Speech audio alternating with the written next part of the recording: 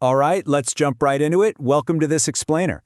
Today we're unpacking the absolute best foundation for managing modern AI data at scale. We're going to be looking specifically at Chapter 9, which is Part 9 of an incredibly comprehensive 15-part tutorial called Modern AI Storage, an Architectural Guide. And this whole series comes from Virtualization Options LLC, which is a really sharp technology research, education, and advisory organization based out of Colorado. So let's get right into Chapter 9, the Lakehouse paradigm. Okay, so we've got to start with the million-dollar question, right? When you're dealing with the sheer mind-boggling scale and the very specific demands of modern AI, where is all that data supposed to actually live? Because building AI models requires an infrastructure that can handle unprecedented volumes of information, for sure, but it also needs to be incredibly smart and highly efficient. You need massive scale, absolutely, but you also desperately need structure. Figuring out the perfect home for this data is, literally, the foundational challenge of any modern AI initiative today. Section 1. Lakes versus warehouses, the historical compromise. So historically, data architects have been forced to make a really tough choice, and it came with major trade-offs. On one side of the ring, you had the data lake. These were built on object storage, giving you low cost, practically infinite scalability, and tons of flexibility. It was essentially a massive, super affordable dumping ground for raw data. But then, clashing right against that, you had the data warehouse. Warehouses brought the strict transactional guarantees, highly optimized query performance, and really tight governance. So you see the problem, right? You had raw, boundless scale on one side and precise, governed structure on the other. For a long time, you simply couldn't have both. Let's actually pause and define schema flexible for a second, because this is the absolute superpower of the data lake. It's what allows it to so cheaply absorb the chaotic, massive datasets you need for AI. When we say schema flexible, we're talking about the ability of object storage to ingest and hold raw data in its exact native format. You don't have to waste weeks predefining some rigid structure or scrubbing the data before you can even store it. For AI workloads, which are often dealing with varied, messy, downright chaotic datasets, this flexibility, it's completely non-negotiable. You just need a place to land the data fast and cheap.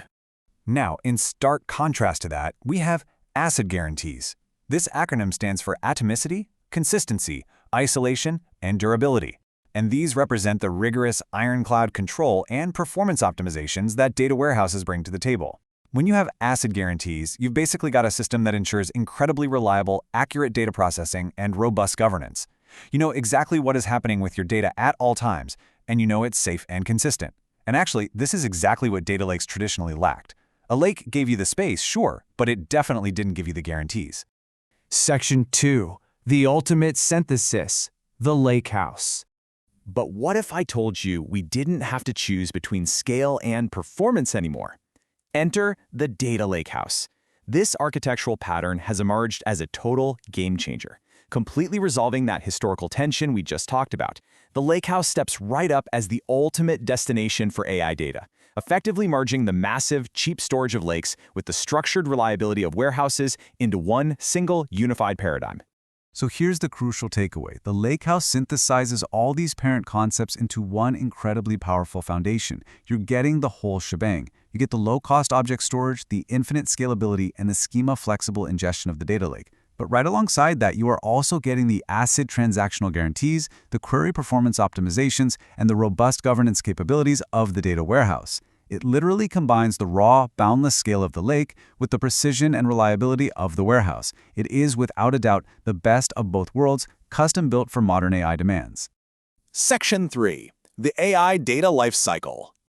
All right, having this synthesized foundation sounds great in theory, but how does it actually play out in reality? Well, for AI workloads, the Lakehouse provides the absolute ideal substrate for managing the full lifecycle of training data. Think of it like a continuous, incredibly smooth manufacturing line. It starts right at raw ingestion, absorbing all that messy, schema-flexible data. Then it moves seamlessly through curation and versioning, utilizing those strict warehouse-like governance capabilities. And finally, it handles serving, pushing data straight into your training and fine-tuning pipelines. The Lakehouse supports every single phase of this journey. And by supporting every single step of that lifecycle under one roof, the Lakehouse becomes the definitive, ideal substrate for AI workloads. Why? Because it completely eliminates the need to constantly copy and move massive, petabyte-scale datasets between different storage silos. Can you imagine the absolute relief for data engineers? You no longer have to drag data from a lake over to a warehouse just to make it usable. It's all happening in one unified environment. This radically simplifies data management and significantly cuts down the risk of errors or data corruption while things are in transit. Section 4. Reducing training latency. So why does all this architectural synthesis actually matter to your bottom line and those massive expensive GPU investments you've made? Well, as the guide from Virtualization Options explicitly points out, this entire design is fundamentally about, and I quote, reducing the latency between data availability and training consumption. Because you aren't moving data across different silos, and because you have highly optimized query performance sitting directly on top of infinitely scalable storage, the Lakehouse ultimately shrinks the time it takes for fresh data to actually hit your models. Your incredibly expensive GPUs aren't just sitting there idle, twiddling their thumbs waiting for data transfers. The data's just ready to go. So I want to leave you with this final thought. Take a hard look at your own infrastructure right now. Are you still forcing your teams to compromise between scale and performance? Are you still dealing with the headache of managing separate data lakes and data warehouses?